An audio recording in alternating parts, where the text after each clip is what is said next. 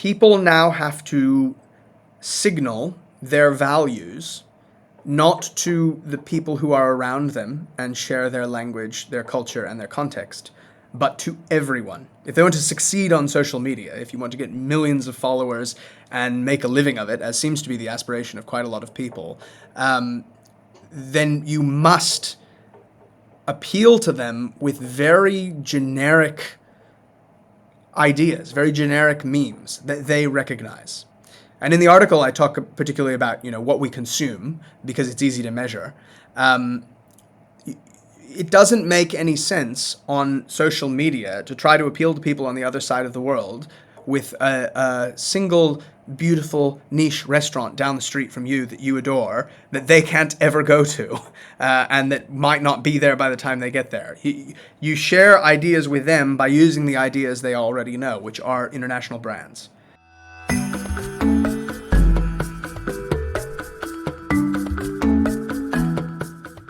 Welcome to Upstream. I'm John Bell. Antone Martinho Truswell, welcome to our podcast. You're an evolutionary biologist and Dean of Graduate House at St. Paul's College, University of Sydney. You're also an author. You've written about human culture and society, evolution and animal behavior, as well as a book called The Parrot in the Mirror, How Evolving to Be Like Birds Makes Us Human, a very intriguing title. That's right. Antone, I hoped it would hook people in to buy it. So it's an excellent title and relevant to our discussion today. So, Antone, welcome again. Thank you very much for having me. Look, today we're going to look at, I think, what's a very interesting, unusual subject. Let me give it just the title, Insularity, and I'll come back to that. It's the title of an article you've written. And the reason we really want to get into it is because of its opposite, which is globalization and what's happening to the world as we all interrelate and connect through travel, through technology, et cetera, et cetera. But you've written a very interesting article called Insularity Can Be a Good Thing for Creatures and Cultures Alike. And the way I sum this up is that as much as we all think that connectivity is a wonderful thing, actually separation, and you're about to explain this, insularity is also essential. So yes. Can you take us, let's start there. Can you explain to us more from the biological side? And, in your article, you mentioned this wonderful parrot, I hope I'm pronouncing it properly, the kakapo bird. Kakapo bird, parrot. Can you explain to us how biology works in terms of insularity and otherwise, and we'll take it from there. Let's start there. Absolutely. Yeah. And I mean, that's really where I start talking about the cultural side of things, because I'm coming at this as an evolutionary biologist. So in one sense, the biological metaphor is my credential to be talking about this at all, if you like. But in evolutionary biology, we have the idea of allopatry. And islands are one of the very best examples of it. Allopatry is one of, I don't want to say just two, but basically one of two different ways that we see species diverge and become different species over time. Its opposite is sympatry. So sympatry, I suppose, is what you might think of if you're just imagining survival of the fittest on an infinite radial plane of resources without geographic features, if you like, where different groups of animals, which may start out as one species, take advantage of different opportunities. You've got trees and you've got grass, and so a species, some of them eat the trees, some of them eat the grass, and over time they diverge in the same space because they are pursuing different priorities. Allopatry is when there is actual physical space or a physical barrier between them. One of the ways classically that you would see it happen is when the climate changes and ice melts, for example. We get ice bridges that once connected two land masses, and so animals could move freely between them. The planet warms up, the ice melts, as happened at the end of the last ice age. Those two land masses become separated, and if you've got a non-flying animal, then the animals on the two sides are now separate from each other and can no longer interbreed.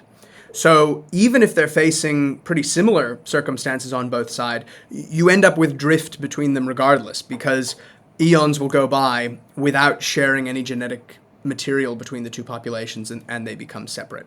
And that's allopatry. And islands are, of course, the way that this most often happens, which is that through one circumstance or another, a species finds itself living on an island.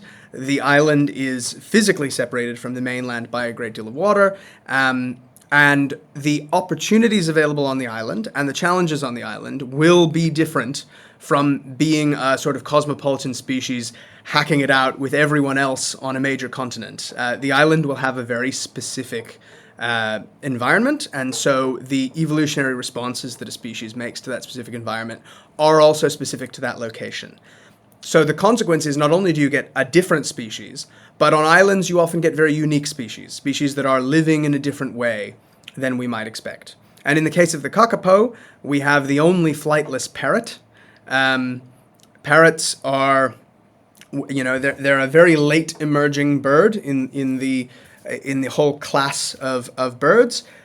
All parrots, with the exception of the kakapo, fly, and that's partly to do with the fact that parrots are not predators. They're not particularly fierce animals. Being able to escape upwards is a very important part of their survival. So something strange has to be going on to produce the kakapo, which is willing to give up flight. It's not that it never evolved flight. Its ancestors arrived in New Zealand flying, and then as a result of allopatry, had reason to evolve to lose flight and pursue a different strategy there.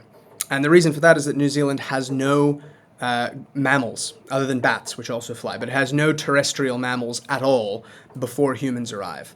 And that means two things. One, the normal problem for birds that live on the ground, which is small predatory mammals, is not there to cause a problem for the kakapo. And on the flip side, all sorts of small, browsing mammals that would normally take advantage of the rich opportunity that there is to make a life on the forest floor are not there. So there's an empty niche that the kakapo could take advantage of. So that's sort of the example that I start off from, as not only does insularity provide difference, but it provides unique difference. It's not just a different color. It's a totally unexpected way of being as a result of separation from what all of the other parrot clade are doing. So is it correct that it's also a very heavy or fat bird as a result? Is it the largest parrot? And it's the heaviest parrot, much heavier than the next largest species, which do fly. And again, in order to fly, you're constantly weighing up being able to produce enough energy and lift to get off the ground, with the fact that being light makes you less robust. So on sort of raw selection, it's good to be big because you're a little more durable. So being a little bit bigger if you don't have to fly is just a natural advantage that they can take advantage of. And what happened to this bird when cats showed up in New Zealand? So for many of my fellow bird-focused zoologists, there is no worse animal on earth than the domestic cat. It causes enormous problems pretty much everywhere that it's introduced, including places where it's lived for a long time. So the last time I saw figures for this, in Great Britain, where cats have existed for some time, it's still estimated that they kill about 200 million wild birds a year.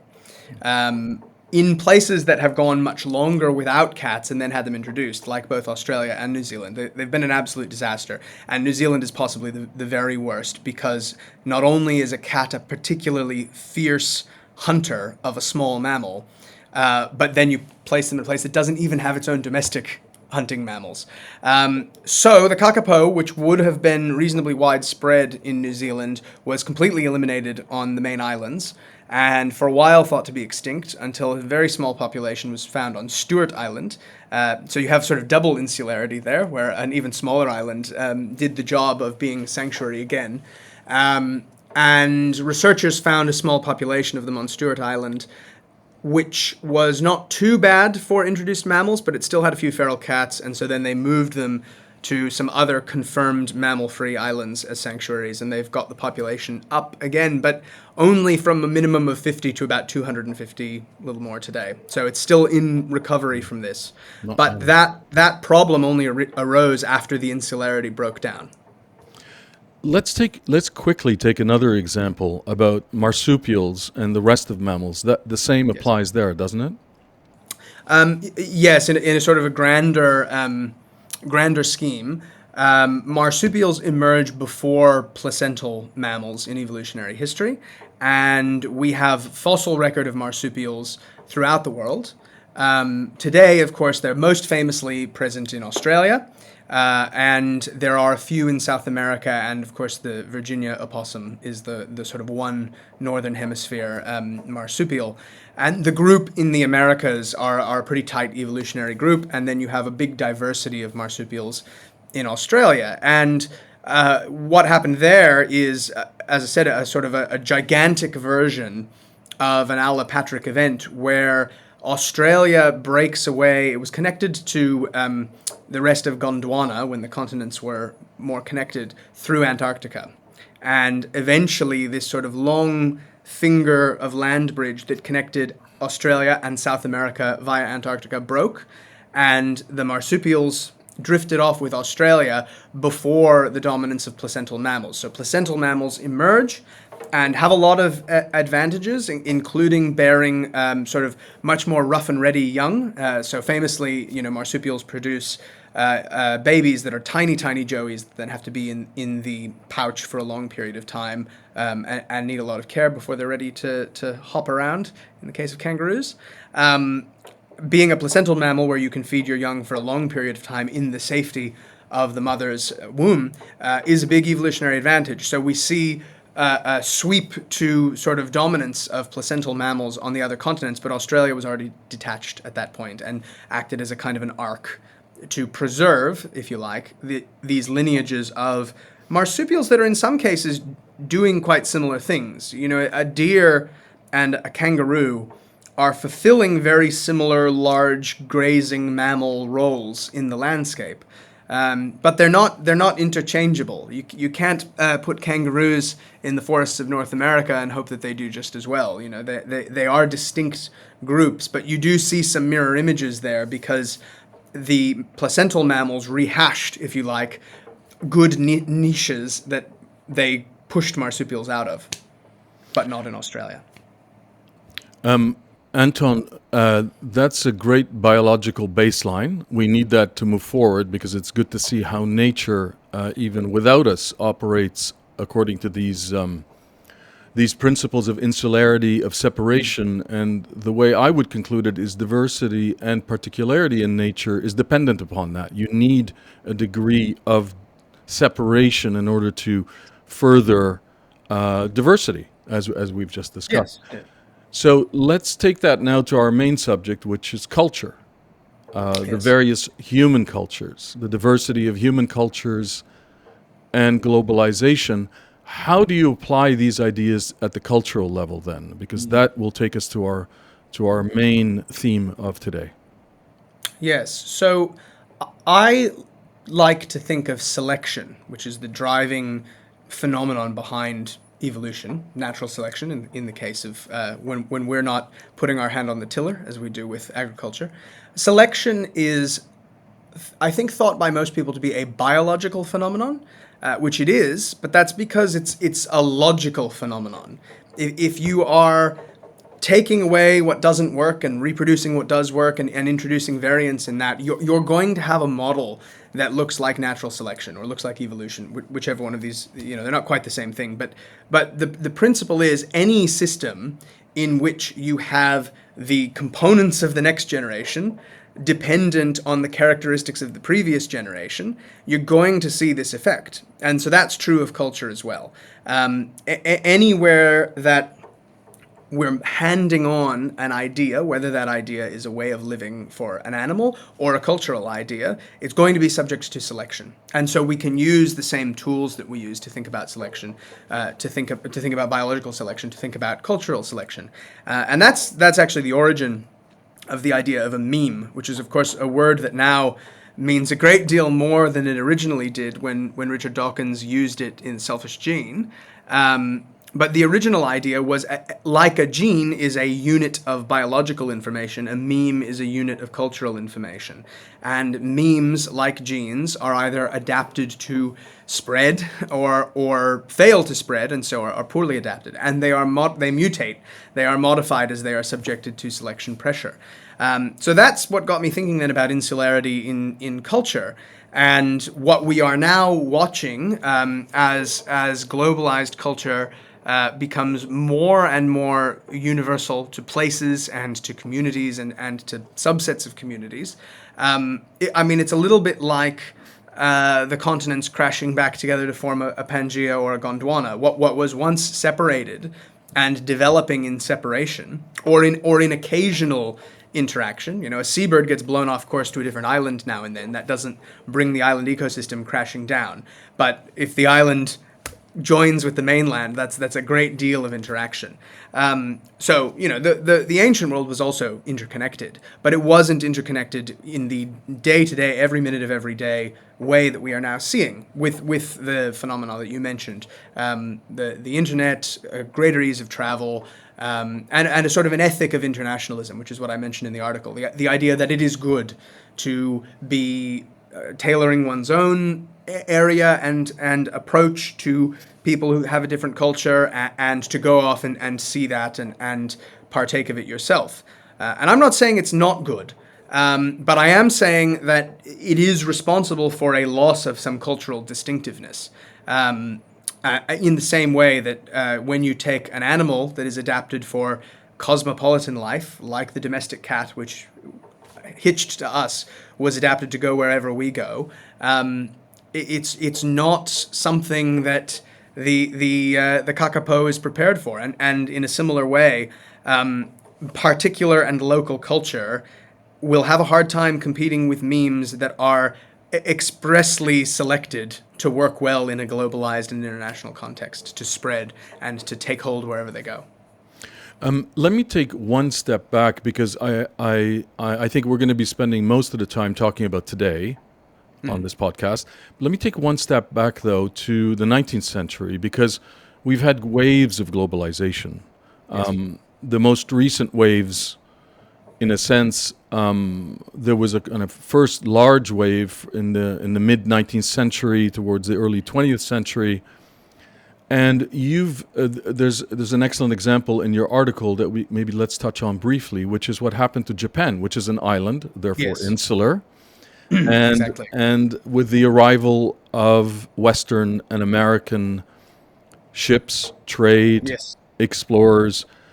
I think let's spend a few minutes discussing that. Many people know about this. I mean, I think series like Shogun also emphasize this kind of thing. But I think it's important to hear from you, given that Japan is very well known as a place where culture was extremely specific. What happened to Japan from 1853 forward, once Yes. the West touched it?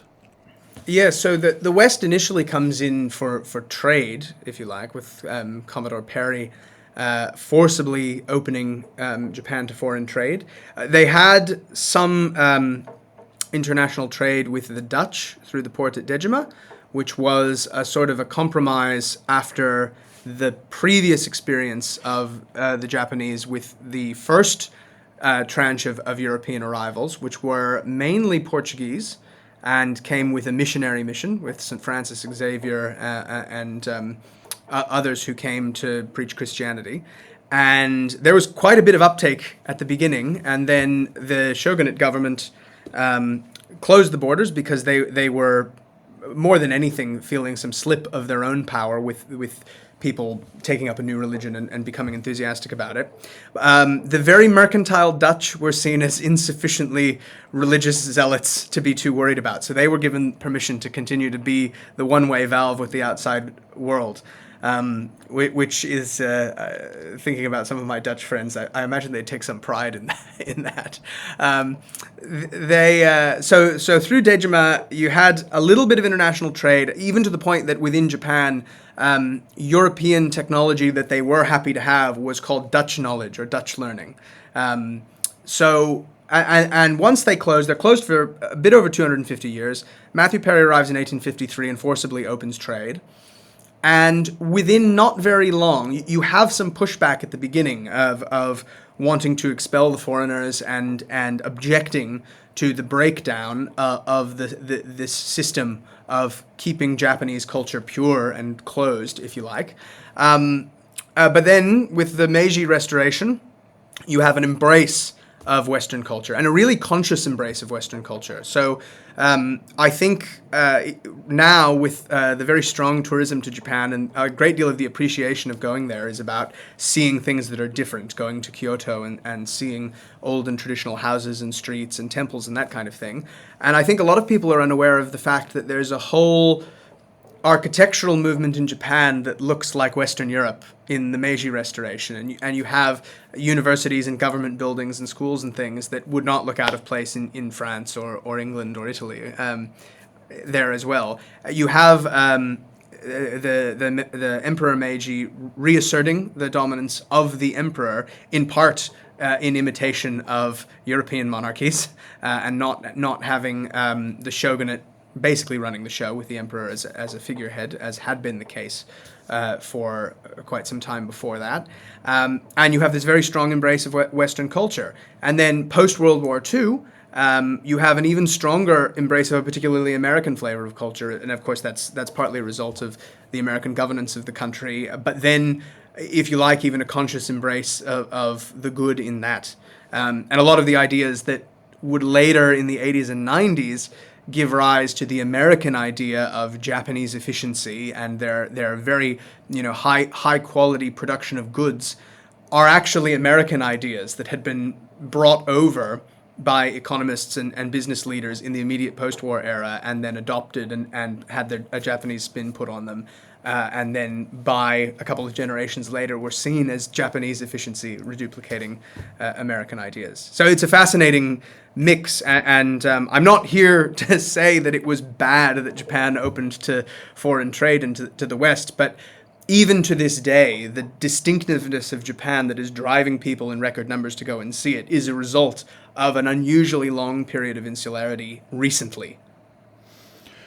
Well, exactly, and I think what's interesting about Japan and many other places is this intense interaction since the mid 19th century between local culture and I think I can say what's primarily a Western-driven international. Let's call it international, and you call it monoculture, because it is Yes. sort of becomes one culture everywhere. We see it in all the capitals of the world, where there's all the high streets, the main streets of the main capitals of the world look more and more alike with the same Yes. brands, et cetera, et cetera. So there is a constant struggle between the local and the monoculture that is going on. However, and I think maybe this is the main point here, that the international monoculture is powerful and can we even say, I guess, becoming more and more dominant and Yes. this is the whole point of your separation and insularity argument.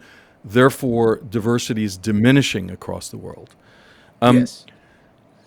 Before we get into it even more deeply, let's be explicit about what are the drivers of this international culture. It's not happening for no reason. There are very specific drivers. What would you say that those are? Why is this this international culture spreading like wildfire across the globe? Yeah, it's interesting. I mean, in the very most recent sense, I have perhaps some more concrete ideas. But as you say, it's not just the last, say, 15 years of new technologies and new, particularly with the rise of everyone being on the internet and internet access in pretty much every corner of the world now. That's a huge part of it, and I'll come back to that. It's a little fuzzier if you look back to, major cities, that's a major cities looking very similar all around the world. It takes longer than that, and has been going on longer than that. And I mentioned briefly in the article the international style, which is the name of an architectural style that was also post-war, that became very fashionable amongst governments and decision makers and business leaders as sort of a sign of sophistication and as a sign of internationalism. I think a lot of that has to do with very, very well-meaning and positive impulses after the huge bloodletting that is the first part of the 20th century. That national difference and an inability to see the humanity of people on the other side of the border was an enormous problem, and we are in our cities and in our structures and in our thinking adopting a view that looks at the whole planet as brothers, that that we can, and choosing architecture that will be seen as not particularly of one place at all. That's coming from a positive place, and I'm not saying that it's not. But that's a little bit of a hairier era for the monoculture, if you like, because it is partly responding to such a particular crisis of nationalism that we had at the beginning of the century. If we then jump forward to more recently, I think it would be fair to say that when I was growing up in the 1990s, even though we had telephones and we had international travel and we had the international style already well built in lots of major cities, the world was a more distinct place when you went abroad. The way that people talked about international travel and about their experiences on it was different. It was not a sort of a casual interest that the food was a bit different and the buildings were the old buildings were a bit different. The new buildings are never different anymore, but the old buildings were a bit different. You would have people come back and talk about their confusion in the small things. They weren't getting food that they recognized at breakfast. They didn't know how to order their coffee and had people look at them strange. There was a lot more conversation about the tiny differences that made life a little uncomfortable to live when you were traveling. And I feel like now we don't get nearly as much of that, partly because people are so prepared for their travel by a monoculture that provides them with guides and translations and what to expect, and by a monoculture that has meant that all around the world people are catering to the tourists because they know they're coming and they're trying to provide them with what they want. The travel is just one example, but I think that's something that's even changed in the last few decades. And that brings us then to social media, which I think is the latest crashing wave of the breakdown of allopatry of human culture, which is that people now have to signal their values not to the people who are around them and share their language, their culture, and their context, but to everyone. If they want to succeed on social media, if you want to get millions of followers and make a living of it, as seems to be the aspiration of quite a lot of people, then you must appeal to them with very generic ideas, very generic memes that they recognize. And in the article, I talk particularly about what we consume because it's easy to measure. It doesn't make any sense on social media to try to appeal to people on the other side of the world with a single beautiful niche restaurant down the street from you that you adore that they can't ever go to and that might not be there by the time they get there. You share ideas with them by using the ideas they already know, which are international brands. And I particularly, in my course of life on the internet, have seen a change in this where the early days of, I'm a bit of a clothes horse, and the early days of talking about men's clothing on the internet were very much about the local, the beautifully made, the thing you can't get anywhere else, this tiny company in Maine making this or that. And I feel like we've switched back now again to much more of a discourse about branded luxury items, which I'm not making a values judgment on, but it's a change. And I think that sort of reflects again that in order to talk to this completely integrated monoculture, you have to use the memes that are adapted for a global monoculture, not the memes that are adapted for talking to other people in Massachusetts.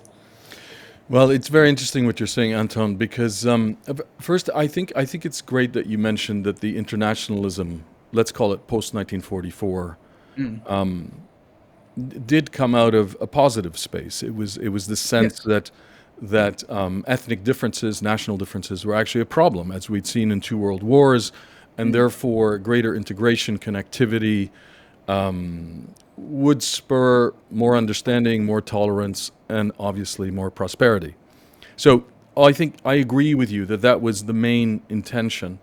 And in fact, I would point also to a book that I think is fabulous. That is another angle in all this. It's by Joseph Enrich, if you've heard of him, anthropologist. It's called "The Weirdest People in the World," and he makes the Nice. case that weird stands for Western, educated, industrialized, rich, and democratic, and that Yes. this meme, if you wish, is spreading across the world like wildfire, obliterating other cultures in the process. Yes. And this is the whole point here. That's just another way of looking at it.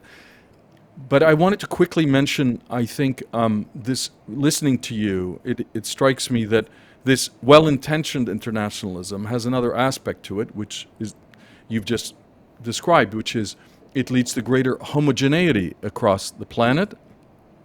And very frankly, that's also, if I'm running a huge global corporation, that's an advantage because I'm Yes. operating at scale with homogeneous product that's slightly varied depending on region, which probably means vast economies of scale and therefore greater profit and wealth.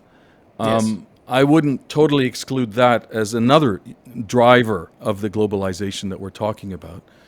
No, that's exactly right. And to go back to my point of what we consume, if you can create a meme that means people across what were once very distinct cultures all want to buy your product, that's very good for you.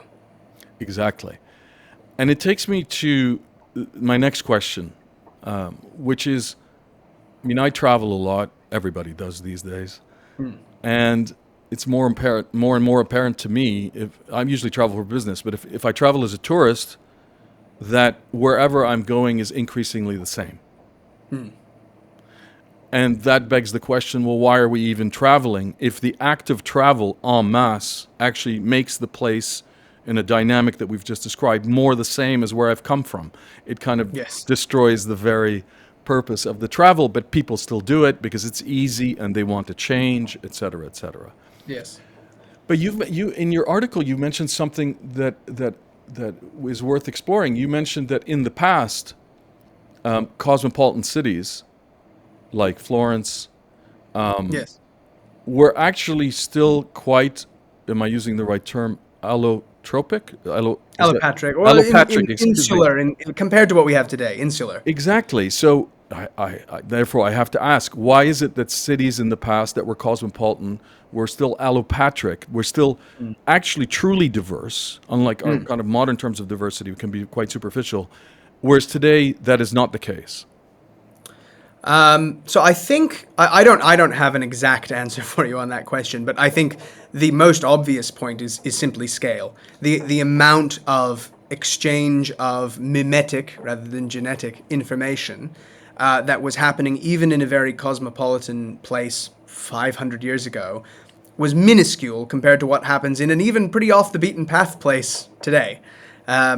Now, again, there's a whole new order of magnitude brought on by the internet, but even before that, the ease of travel has become a huge part of this. I mean, if you think about somewhere like Florence, which is getting visitors from around Europe and maybe even further, it's getting a particular subgroup of visitors. It's getting maybe diplomats, merchants, some very rich people who have the money to spend months and months being on the road in order to get somewhere else because back then it would have taken a very long time. You not only have to fund the travel, you have to fund not doing anything else while you're traveling. So you're getting this very small slice of people who can bring foreign ideas there, and as a result of that, you get local enculturation of foreign ideas because you don't have a huge open tap of authenticity from the other side of the world coming there. I think a really good example of this is a sort of early European chinoiserie, Chinese, faux Chinese art and furniture in Europe in say the 1800s, which is European. It's not Europeans making Chinese furniture. It's nothing like the furniture that the Chinese were using at the time. It's influenced by cultural ideas that the Europeans like being brought over, together with, I might add, products that they like being brought over. And it's incorporating some of those products, it's using silks or materials that are being brought from abroad, but it's being enculturated into the local idiom, because there is a limited amount of it. It's desirable, that desire for exoticism, for something different, has always been there. That's not new to us now. But the fact that it's not a constant deluge means they have to enculturate it.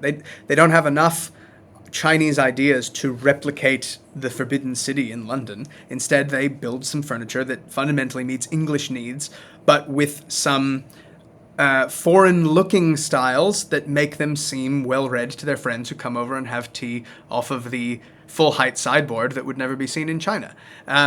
So I think part of it is simply that it's a very small subset that are able to carry ideas across. As a result, it's a subset of ideas, and the time scale means that ideas come across, are enculturated, but then fundamentally become local. They become a little grain of knowledge that you have about somewhere far, far away here in your local city, be that Florence or Shanghai. That's very different from what you get in, say, let's go pre-internet and just say post-war, where quite a larger swathe of human population is able to come across, and also they get a much more accurate depiction. You have photographs, you have much more accurate portrayal of the ideas from abroad. It hasn't been handed along the Silk Road. It isn't a myth of something that you will never see on the other side of the planet that then you do your best to replicate. You can go and see it and bring it back and bring back a photograph of it, and you start to have a more high fidelity transmission of culture. It isn't shrouded in a little bit of mythology. From the European perspective, this is where you get sort of Orientalism and the mystique of the Far East before you're actually able to go over and see that no, they are just people like the rest of us, and understand the culture more accurately. So the inaccuracy of the cultural transmission, I think, is also part of it. Yes, it's very interesting. So it's both the scale we talked about before, which is, I think, related to consumerism as well, but also, as you've just said, the speed. It's when things interact very quickly rather than a slower fashion of Yes. assimilation that really affects things. But Anton, here we are. We live in a highly globalized world. Interconnected physically, interconnected technologically, interconnected through mercantile and trade means. Very much like and support the notion you're putting forward that we need more insularity, more separation from the biology up to the culture in order to have true diversity, which is Yes. a hallmark of today. And there's an irony here, given the amount of noise about diversity, and yet the way we live is actually annihilating diversity. But that's Yes. another issue. So let's take it to the immediate level for people listening. What, in your view, can actually be done about this? If we are, and I would make the case that we're out of balance. Connectivity is Yes. great. Yeah, I think, yeah. Connectivity is great, but maybe there's too And much. I agree with that. Being better connected with the rest of the world is better in most ways. Of This is course. talking about a consequence of that I think we can ameliorate while maintaining the connection. Exactly. We can't throw the baby out with the bathwater. We also have to live with realities. That's where we're going. But Yeah. can we achieve, can we focus on the other pole a bit better, which is to have true distinction and true particularity? What you've written a bit about what you think are the steps towards that people can think about and act on. What would those be? So, I mean, part of it is thinking small, thinking about what are the things that are going on very close to me, physically close, not close to my interests, but physically close to me that I can invest in. whatever that may be. And I think at the end I give a couple of sort of cute parallels about, invest in the parish, not the mega church, the village, not the suburb, what else did I have? And the cloistered quadrangle, not the big international university. Those are a couple of cute examples. But thinking about how do I invest in the institutions that I could walk to from my house? Not even my city, but what am I doing to support the people who are trying to make a life in my particular context? Because investing in your own particular context is how you make it different from the one up the road, and so worth talking about. And again, I go sort of through a couple of cute made-up examples at the end there of a little village street with someone who's running a cafe and someone who's building flower boxes on the building, and that's all very cute.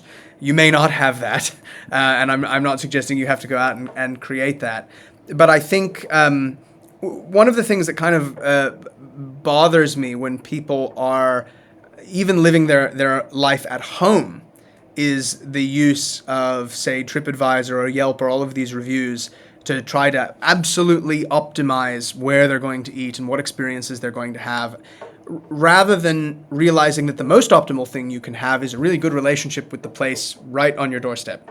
Even if it's still 3.5 stars, if you can go in there and make friends with them, then you will get fantastic service because you have gone in and created a human relationship. That human relationship is then part of distinctive local culture. You do get this in cafes sometimes, and I do like to see that, but it depends on your environment. And I also think it's abstract, but thinking in some sense more about the politics of your city council than your state or province or national government, things like that, just gets you in the state of thinking about, well, what's actually affecting my day-to-day life here, and how do I want to make sure that doesn't lose what makes it special. Because I think all of us have knocking about in our heads a lot of very strong international memes about what makes, say, a good city or a good suburb, because we read articles about what they're doing in the Netherlands or what they're doing in somewhere in Canada or some great thing that happened in New York. When the Sydney, a couple of decades ago, when the Sydney monorail closed down, the immediate thing that a bunch of people sort of said when the New York's High Line opened was, why didn't we do that in Sydney? Well, you can't do a High Line on a monorail, but you've got this meme in your head of a really good idea for what your city could be like, instead of, is there something else Sydney could do that would be different and draw people here, rather than being second banana to something New York did first. So part of it is just your own mental discipline of not being too quick to look at other places and say, that's great, let's do exactly that. But instead, that goes to your problem of everywhere ending up the same. I don't want the same restaurants that I used to eat at in London here in Sydney. I want different ones that make me feel like I've flown halfway around the world. And supporting them and supporting businesses, institutions that do have that local focus is the first and foremost thing that you can do. And then the other one is being a little bit suspicious of anything that's a little too viral, and that might be, when you take a step back, if you like, a domestic cat meme that's running roughshod around the world. The one that I've been noticing lately, which makes me laugh, is everyone seems to be ordering strawberry matcha. It came out of the clear blue at all the cafes, and now they all suddenly have it, and they're making their $10 a mug off of it. And as far as I can tell, it hasn't become popular because it's an especially great taste combination. I don't think there's anything wrong with it. I haven't tried it. But what's definitely true is that strawberry syrup in the bottom of a clear cup with green matcha on top, creating an ombre from pink to green, makes a fantastic Instagram photo. And that's whipping around the world at high speed. And every cafe in Sydney seems to have strawberry matcha on the menu all of the sudden. And I don't know that that's because it's more delicious than coffee for the first time in a century. We found something that was going to spread faster than wanting to drink coffee, I think it's because it takes a really good photo, and people go in with their photo and say, "I want this." So I just think being a little critical when you see, oh, everyone seems to be really into this thing, and thinking, is that because it's good, or is that because it's really good at spreading?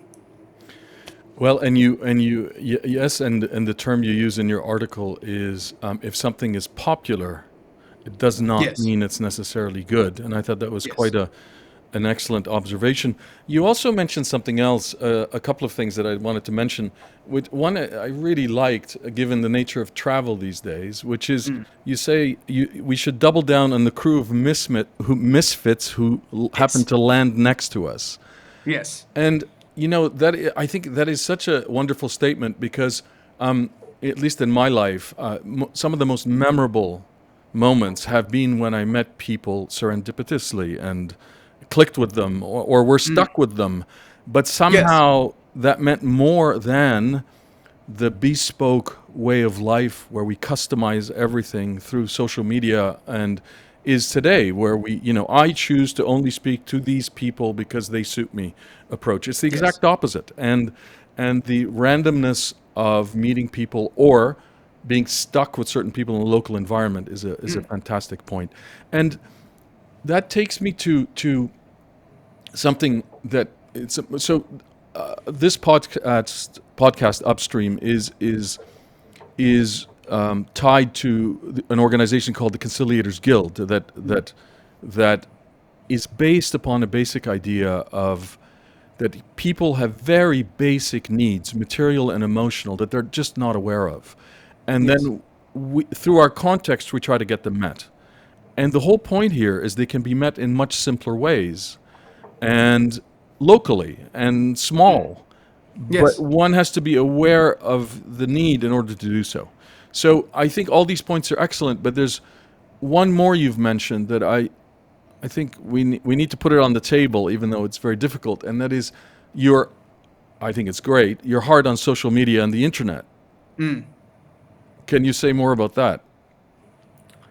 I think the difference in scale of what social media, even more than the internet, the difference in scale of what social media has done to cultural allopatry versus all previous technologies is absolutely enormous. That breaking down of cultural barriers, I think, is really obliterating a lot of the difference. And I don't have a lot positive to say about social media. I think I even somewhat wryly in the article said, I'm not saying we need to get rid of these things, brackets, except social media. I am saying that. Um, I, I did not grow up with social media. It came in reasonably early in my life. I think I was in high school when the very first people were starting to get onto Facebook.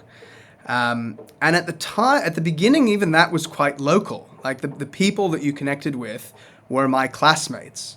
And in a time when most of us didn't or were only just getting mobile phones for the first time, the main attraction was that we now had a way to talk to each other and share some photos without getting on our parents' landline in the kitchen. And that was sort of exciting, and you could post your whatever stupid thoughts you had as a high schooler and to your friends, and your friends were actually your friends. And I don't spend a lot of time on Facebook anymore, but when I scroll through it now, almost nothing that I see is people that I know. Even though I have not added a bunch of friends that are people I don't know. Social media companies have changed what it is from here is a scroll of all of the things that people you know are doing to here is a scroll of things that may interest you based on what has previously interested you. And that's bootstrapped from the things that you interact with your friends to this attention-grabbing stream of things. And that's the sort of monopolization of human attention that is such a problem. That they're doing it because attention is the thing that's being sold, and the result of that then is that what I am looking at is a bunch of cultural memes from people who have nothing to do with me, but are going around the world because the popular ones are seen by lots and lots of people. That's part of where I get my sort of am I seeing this because it's popular or am I seeing this because it's good? And if you do take a step back and look at a lot of what gets popular on social media, a lot of it is really garbage. I'm also a bit of a woodworker. I do furniture building, and I don't know if you've ever seen any of these sort of fast-paced meme videos that get sent around of woodworking hacks for your home, and they're all awful. None of them work. They, as someone who might have conceivably tried something resembling these things at one point, they're all terrible solutions to any of the problems being posed. It's usually like small repairs around your house or something like that. And anyone with even cursory knowledge of how to put two pieces of wood together looks at them and says, "That's ridiculous. Not only is it a stupid roundabout way of doing it, but it will not work once you're finished." And yet these things get millions and millions and millions of views because they're attention grabbing and they are popular. They are not good. There's a whole tranche of things that are popular and good. They're not anti-correlated. They're just not correlated. So I'm pretty withering of social media because I think that the incentives for social media are to essentially feed us the bait of a monoculture. There's nothing about bad woodworking solutions that makes a monoculture, but once everyone has seen them, or whatever, that's just one example. The things that go viral, everyone sees, and then become the basis of the next generation of memes. Because memes, like genes, build on what came before. If what went before is, one, hugely popular, so everybody knows about it, which means if you base a second order meme on it, people will understand it, but it's based on garbage if it was bad the first time around. So, no, I don't have a lot of good to say about it. The internet, the way it was, say, 10 years ago, full of information, some of which was fascinating and useful information about faraway different cultures that was interesting to learn and gave one insight on difference. That I have a lot more positive to say about. And I actually mourn the loss of that more and more. A lot of my interests as a young person were born of a good question that started from, this is different. This is a diverse cultural item that I have had just a sniff of, and I want to go find out more about it, and finding a boundless well of interesting things about the way other humans were doing something far away that was fascinating and worth learning, and the internet helped with that. Nowadays, you don't get as much of that because so much of it is crowded out by memes that are popular, not good.